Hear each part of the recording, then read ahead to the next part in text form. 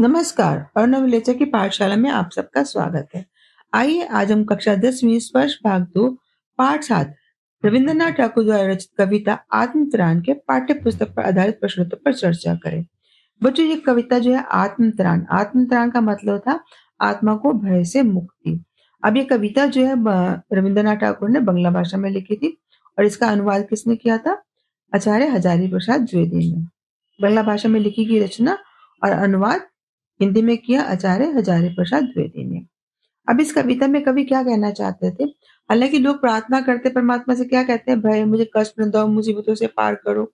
लेकिन यहाँ थोड़ी प्रार्थना भिन्न है। यहाँ कवि ने कुछ अलग हटके प्रार्थना की है। वो ये कहते हैं कि विपदाएं आए तो सही, संघर्ष को करना चाहते हैं। वो ये कहते हैं मुझे कष्टों से भय से मुक्ति दे दो बस। दुख विपदाएं मुझ पर जितना आए, लेकिन मेरा बल पौरुष हिलना नहीं चाहिए। हानि लाभ से मैं विचलित ना हो जाऊं, भय ना हो, मेरे मन का बल बना रहना चाहिए। मैं प्रतिदिन त्राण से मुक्ति नहीं चाहता। मैं प्रतिदिन ये प्रार्थना नहीं करता कि मुझे त्राण दो, यानी भय से मुक्ति दो। बस मैं चाहता हूँ कि मुझे इतना स्वास्थ्य दो, इतनी शक्ति दो कि मैं इन संघर्षों की घड़ी को खुद झेल सकूं। इस संसार में भवसागर पार करने की सामर्थ्य मुझ में हो। हाँ, कभी ऐसा भी हो तो विपदाएं मुझ पर आए तो मेरे मन में आपके प्रति कोई संदेह ना हो। मैं अपने मन में कोई संशय को भाव को जन्म नहीं देना चाहता। यानी कवि जो है प्रभु से प्रार्थना करते हैं। हालाँकि प्रभु तो सब कुछ देने में समर्थ होते हैं, लेकिन फिर भी वो प्रार्थना क्या करते हैं कि मुझ पर कितने मर्ज़ी कष्ट आए, मुसीबतें आएँ, लेकिन उनको सहने की शक्ति मुझ में होनी चाहिए। बस मुझे भय मुक्त कर दो। मैं जब से मन में भय खत्म हो जाएगा, तो मैं इन सारे संघर्षों को झेल सकूँगा। तो चलिए पाठ्य पुस्तक के प्रश्नोत्तर पर चर्चा करते हैं। पहला प्रश्न आता है, कवि किससे और क्या प्रार्थना करता है? तो कवि किससे प्रार्थना करता है?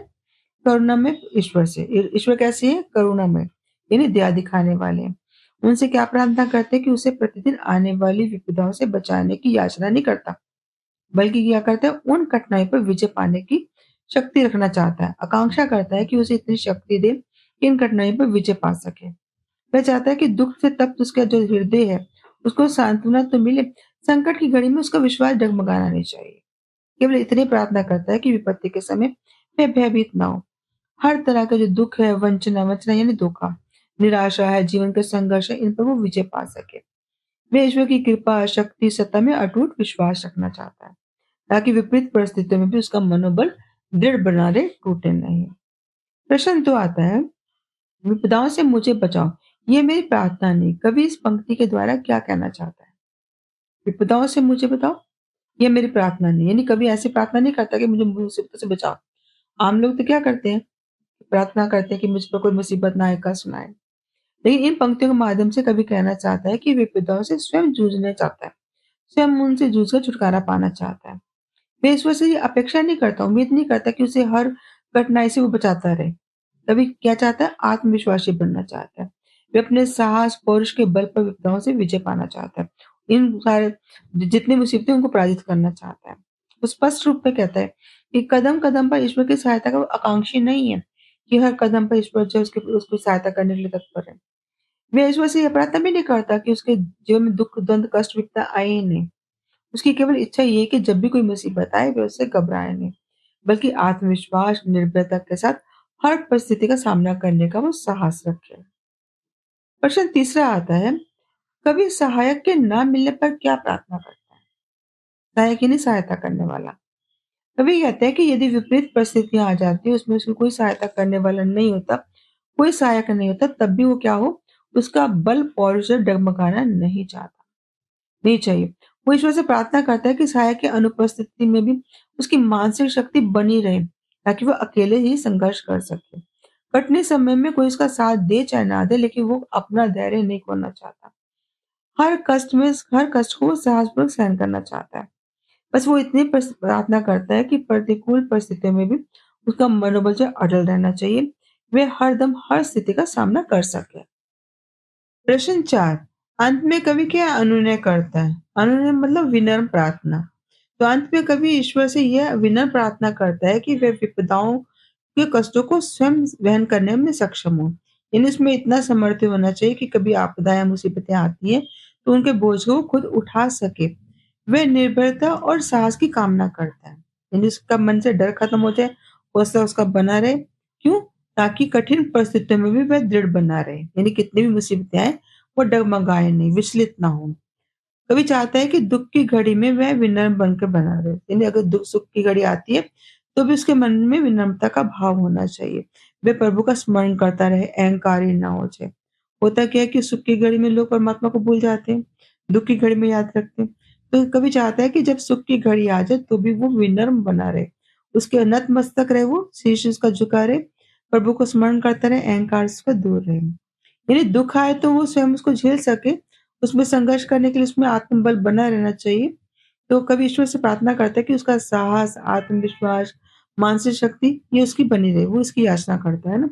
और फिर प्रार्थना करता है कि चाहे सभी लोग उसे धोखा दे दें, है ना? वंचना हो, चाहे भी दुःख चारों ओर से उसको घेर ले, फिर भी उसके मन में क्या होना चाहिए? ईश्वर के प्रति आस्था कभी कम नहीं होनी चाहिए। उसका विश्वास डगमगाना नहीं चाहिए।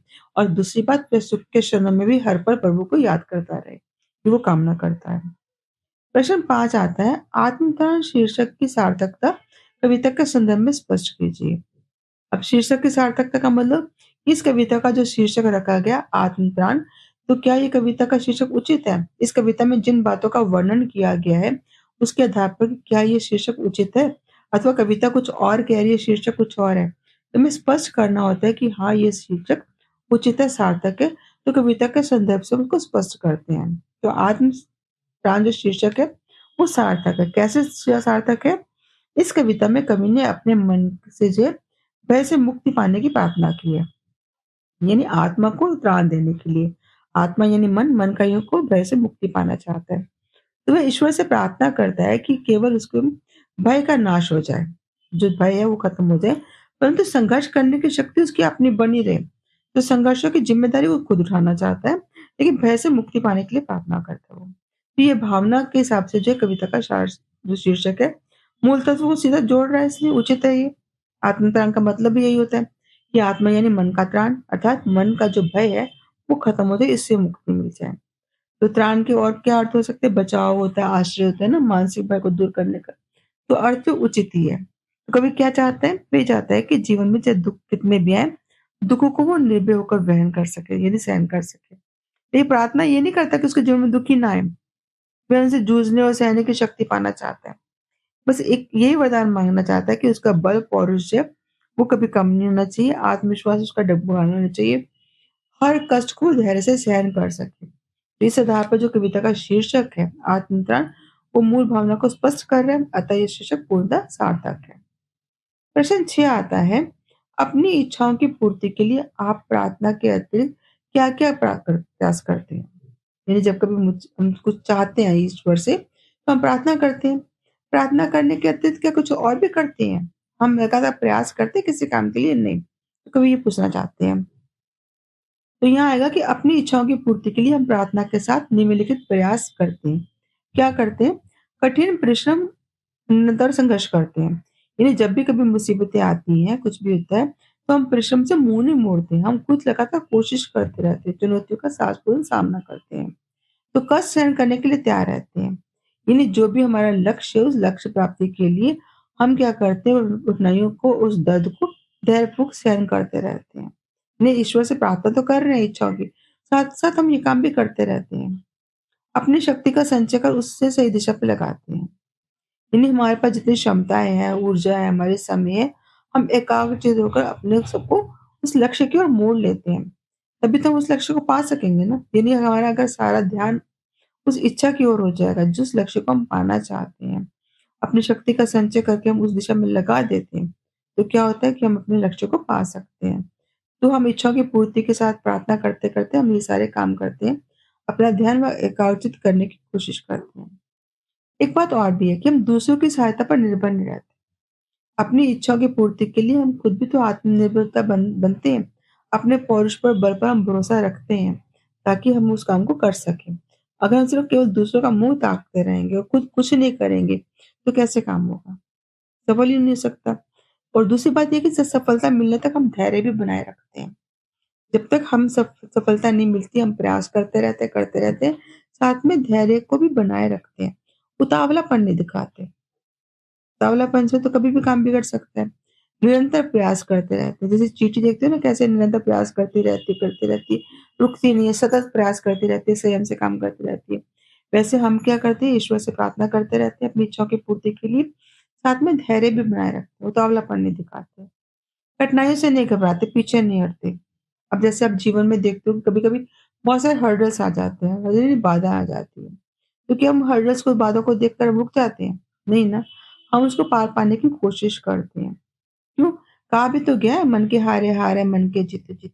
तो हम क्या करते हैं, इस सिद्धांत को अपनाते हुए अपनी इच्छाओं को पूर्ति के लिए निरंतर प्रयास करते रहते हैं, क्योंकि हम जानते हैं अगर मन हार जाएगा तो हम हार जाएंगे। तो हमारे मन के हारने से हार होती है, मन के जीतने से जीत होती है। यानी जब तक हमारी इच्छा शक्ति दृढ़ है, विल पावर स्ट्रांग है, इच्छा शक्ति से तो हम हर काम कर सकते हैं। तो हम अपनी इच्छा शक्ति को बनाए रखने की प्रभु से लगातार प्रार्थना करते रहते हैं, और लेकिन प्रयास को हम छोड़ते नहीं है। प्रश्न 7 आता है, क्या कभी की ये प्रार्थना तुम्हें अन्य प्रार्थना गीतों से अलग लगती है? यदि हाँ, तो कैसे? स्पष्ट, बिल्कुल स्पष्ट ये कविता है, ये स्पष्ट दिखाई दे रही है। ये इस कविता की प्रार्थना जो बिल्कुल अलग हटके है। हम बाकी प्रार्थना लोग कैसे करते हैं? हम प्रार्थना करते हैं मुझे कष्ट ना आए, मुसीबतें ना आए, मुझे ये सुख मिले, वो सुख मिले। लोग कितनी तरह से प्रार्थना करते रहते हैं कि मेरे जीवन में कभी कष्ट नहीं आना चाहिए। ये जो प्रार्थना गीत है अन्य प्रार्थनाओं से बिल्कुल भिन्न है। पहली बात तो क्या है कि अन्य प्रार्थनाओं में कष्ट से मुक्ति की याचना होती है। लोग क्या प्रार्थना करते हैं कि मेरे जीवन में कष्ट कभी ना आए। स्वयं कभी, लेकिन यहाँ कवि क्या कहते हैं? कहते हैं चाहे कष्ट कितने भी आते रहें, मेरे आते रहें, लेकिन मेरे पास क्या होनी चाहिए? कष्ट को सहन करने की शक्ति होनी चाहिए। दुखों से जूझने की क्षमता रखना चाहता है। वो ये नहीं कहता कि मुझ पे दुःख ना आए। दुःख बेशक आने हैं तो आएँ, लेकिन दुखों को सहन करने की शक्ति मुझ में होनी चाहिए। दूसरा पॉइंट इसमें क्या आ सकता है? सामान्य प्रार्थना में क्या होता है कि जो गीत के भाव होते हैं भक्तियों के, दीनता से युक्त होते हैं, दयनीय भाव से ईश्वर से प्रार्थना कर रहे होते हैं। लेकिन यहाँ जो है कवि आत्मसम्मान से भरा हुआ है। वह सहायता की मांग ना करके निर्भरता की मांग करता है कि मैं निर्भर बनूं, कैसे भय से मुक्त हो जाऊं, मेरे मन में भय किसी तरह का नाश है। दीनता हीनता का भाव कहीं नहीं दिखाई दे रहा। याचना ऐसी नहीं है जैसे दीन असहाय जैसा हो। कवि को कोई भी भाव यहाँ ऐसा लग नहीं रहा। और क्या आता है, साधारण प्रार्थनाओं में भक्त क्या आता है, प्रभु के गुणगान करता है और सभी समस्याओं का समाधान ईश्वर पर छोड़ देता है कि परमात्मा सब देख लेंगे, वो सब कुछ कर लेंगे। जबकि यहाँ ऐसा नहीं है। यहाँ कवि स्वयं जो है संघर्षों का सामना करने के लिए तैयार है, संघर्षों का समाधान ढूंढने के लिए तैयार है। बस चाहता क्या है, उसमें साहस, धैर्य, आत्मविश्वास का वरदान चाहता है। ये उसमें बना रहना चाहिए। यह प्रार्थना आत्मबल, निर्भरता और संघर्षशीलता को बढ़ाती है। यानी बाकी प्रार्थना में क्या होता है, दास्यता का भाव होता है, आत्मसमर्पण का भाव उत्पन्न होता है।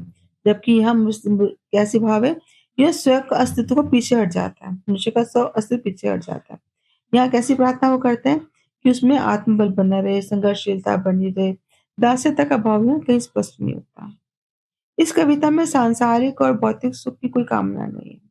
कवि क्या नहीं चाहता, कवि ना तो सांसारिक सुख सुविधाएं चाहता है, यहाँ तक कि वो कष्टों से खुद को बचाना भी नहीं चाहता।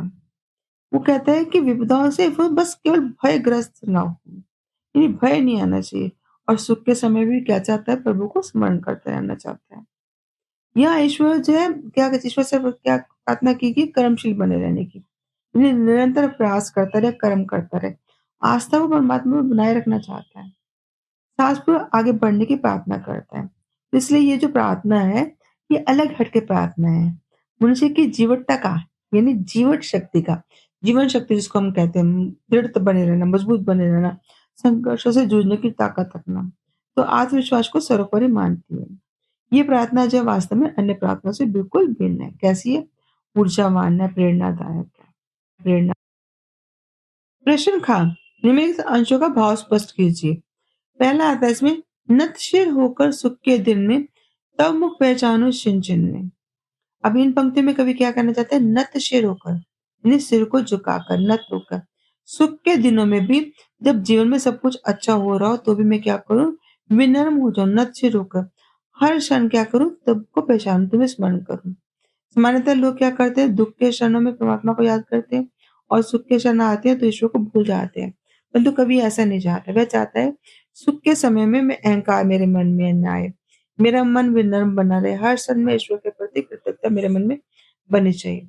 अर्थात कभी ईश्वर से प्रार्थना करता है कि सुख मिलने पर भी वह उसे भूले नहीं, बल्कि हर पल प्रभु की उपस्थिति और कृपा को पहचानता रहे। सेकंड है इसमें खा पाठ इसका, हानि उठानी पड़े जगत में, लाभ अगर वंचना रही तो। भी मन में ना मानुष है। इन पंक्तियों में कवि क्या कहना चाहते हैं? वो जीवन के एक सिद्धांत का गहन भाव प्रकट करते हैं। वो क्या कहते हैं कि यदि संसार में मुझे हानि क्यों नहीं उठानी पड़ती? यानी अगर मैं लाभों से वंचित हो जाता हूँ, कोई छल-कपट करने वाला आ जाता है, धोखा देता है, मैं लाभों से वंचित हो जाता हूँ, हानि मुझे उठानी पड़ती है, तो भी मेरे मन में क्या होना चाहिए? उत्साह, विश्वास बना रहना चाहिए। मेरा नैतिक बल कम नहीं होना चाहिए। तो कवि का आशय क्या है? पहली बात तो ये, जीवन में कभी भी हानि मिले, कभी लाभ मिलते, ये तो है इसी है ना? कभी हानि होती है, कभी लाभ मिलता है। कभी परिस्थितियाँ प्रतिकूल हो सकती हैं, है ना? इच्छित सफलता प्राप्त नहीं मिल जाती। अनुकूल है तो ठीक है, लेकिन प्रतिकूल परिस्थितियाँ भी तो हो सकती है ना? जो हम इच्छा चाहते थे सफलता पाने, वो नहीं मिलती है। लोग धोखा दे जाते हैं, अवसर हाथ से निकल जाते हैं। लेकिन फिर भी कभी क्या करता है कि उसका मनोबल टूटना नहीं चाहिए। वो प्रार्थना करता है कि वंचित रह जाना मेरा हौसला नहीं घटता है। अगर मैं वंचित रह जाता हूँ, सुखों से वंचित रहता हूँ, तो मेरा हौसला नहीं घटना चाहिए। हाँ, अगर हानि भी उठानी पड़ जाती है, तो हानि उठाने पर भी मेरा आत्मविश्वास डगमगाना नहीं चाहिए। हानि भी मेरे आत्मविश्वास को नहीं डिगा सकती, ये उसका अपने मन पर अटूट विश्वास है। तो इस प्रकार इन पंक्तियों से हमें क्या पता लगा? कवि का अटूट मनोबल का पता लगा, दृढ़ता का पता लगा, आत्मविश्वास का पता चला। तो इस प्रकार ये कविता क्या कहती है, भाव पंक्ति क्या कहती है? कवि कवि का जो ईश्वर के प्रति अटूट आस्था, विश्वास बना रहे, वो डगमगाना नहीं चाहिए। हमेशा उसको देखते रहना चाहिए। आगे स्पष्ट में तीसरा आता है, तरने की हो शक्ति अनामय, मेरा भार अगर लघु करके ना दो, सांत्वना नहीं सही।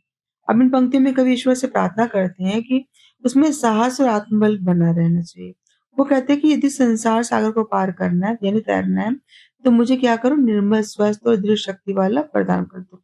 तो इतना ही पर्याप्त है। कवि ईश्वर से यह नहीं चाहता कि उसके जीवन का दुख का बोझ कम हो जाए। यानी कष्ट, जिम्मेदारियां जो भी उस पर आ रही है, वो आती रहे। हाँ, उसे अतिरिक्त सांत्वना, सहानुभूति मिल जाए, इतना पर्याप्त है। वो कहते हैं कि मेरा बोझ हल्का मत करो। मुझे बस केवल इतना बल दे दो कि मैं स्वयं उस बोझ को उठाने में समर्थ बनूँ। मेरा बोझ कितना ही ज़्यादा क्यों ना हो, बोझ को हल्का करने की प्रार्थना नहीं कर रहा। लेकिन मैं ये प्रार्थना कर रहा हूँ कि वो जो जितना बोझ आ गया, उस बोझ को उठाने की शक्ति मुझ में हो। मुझे इतनी शक्ति मिल जाए। सांत्वना की भी आवश्यकता नहीं, मुझे सांत्वना नहीं देना चाहते, बस मत दो। मेरे बस ये भाव भर दो कि आत्मनिर्भरता मुझ में आ जाए। संघर्ष को सहन करने की शक्ति, साहस मुझ में आ जाए। जीवन में जो कष्ट आने, उन कष्टों से मैं ना घबराऊँ। ईश्वर से वो शक्ति की प्रार्थना करते हैं कि बोझ चाहे कम ना हो, बोझ को उठाने की शक्ति मुझ में आ जानी चाहिए। तो इन पंक्तियों में कवि ने क्या प्रार्थना किया? आत्मबल की प्रार्थना की है, साहस की, दृढ़ता की प्रार्थना की है। तो आशा है आपको ये कविता के पर जो प्रश्न उत्तर थे वो समझ में आ गए होंगे। बच्चों, यहाँ पर हमने प्रश्न उत्तर बहुत विस्तार से किए हैं। आप शब्द सीमा का ध्यान रखते हुए परीक्षा में आप प्रश्नों को उत्तर लिखेंगे। अगर बहुत संक्षेप में यह उत्तर दे दिए जाए तो विस्तार देना मुश्किल हो जाता है थोड़ा। तो हमने विस्तृत अब प्रश्नों के उत्तर दिए हैं, आपके लिए संक्षिप्त करना आसान हो जाएगा। लेकिन मेरी इच्छा यही होगी कि आप प्रश्नों के उत्तरों को सुनो, समझो और अपनी उत्तर पुस्तिका पे कॉपी में जो भी लिखना है अपने अपने शब्दों में उन प्रश्नों के उत्तर लिखेंगे, ताकि परीक्षा में आपको कोई कठिनाई ना हो। धन्यवाद।